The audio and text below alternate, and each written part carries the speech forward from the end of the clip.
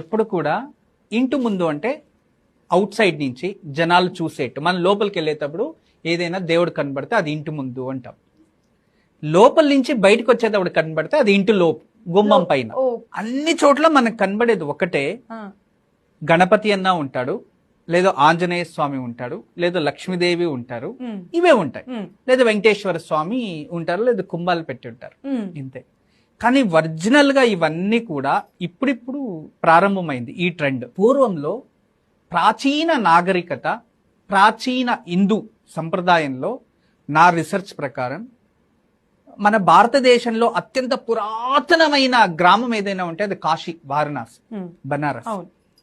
అక్కడ ఇప్పుడు కూడా భూమి లోపల సురంగాలు వేళ్ళ ఉన్నాయి, ఇంటి నుంచి ఇంటికి కనెక్టివిటీ.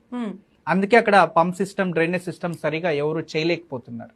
అందుకే మనం ఆ మాడి వీధుల్లో నడుచుకొని వెళ్తూ ఉంటే చిన్న చిన్న ద్వారాలు భూమి లోపల ఉంటాయి, మిగతా ద్వారాలు పైన ఉంటాయి. దానికి కారణం కూడా ఉంది. ఎందుకంటే ఎవరైనా యుద్ధం జరగడానికి గుర్రాల్లో వస్తే వాళ్ళ కింద నుంచే కాళ్ళ పట్టి లాగేసి అక్కడేస్తే నదిలో తెలియదు.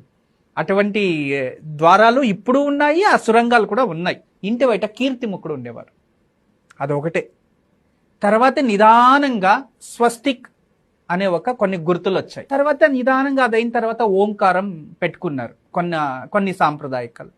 తర్వాత కొందరు ఏం చేశారంటే మా కులదైవం ఇంటికి ఉండని అని చెప్పి వెంకటేశ్వర స్వామి లేదా శివలింగాన్ని పైన, ఇప్పుడు లింగాయత కుటుంబంలో ఈ ద్వారం ఏదైతే ఉంటుందో పైన మధ్యలో శివలింగం ఉంటుంది, అంతే. అలా వాళ్ళ ఏదైతే వాళ్ళు ఆచరిస్తూ వాళ్ళ పద్ధతిలో వచ్చారో, వైష్ణవ పతంగములు విష్ణు, ఇక శైవ పథాన్ని అనుసరించే వాళ్ళు శివుడికి సంబంధించింది అక్కడ పెట్టుకుంటూ వచ్చారు.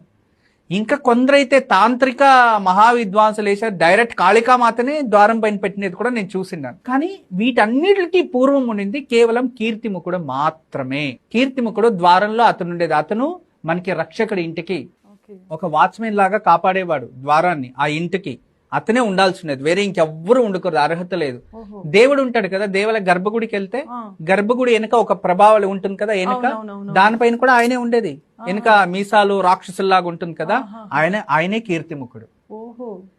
దేవుడు విగ్రహాలు వెనుక పైన ఉంటుంది. ఈ కీర్తిముఖుడు తప్పితే వేరే ఇంకా ఏ దేవతలకి ఆ స్థానం కాదు. ఎందుకంటే దేవుళ్ళు ఇంటి లోపల ఉండాలి, కానీ బయట ఎందుకు పెడతాము?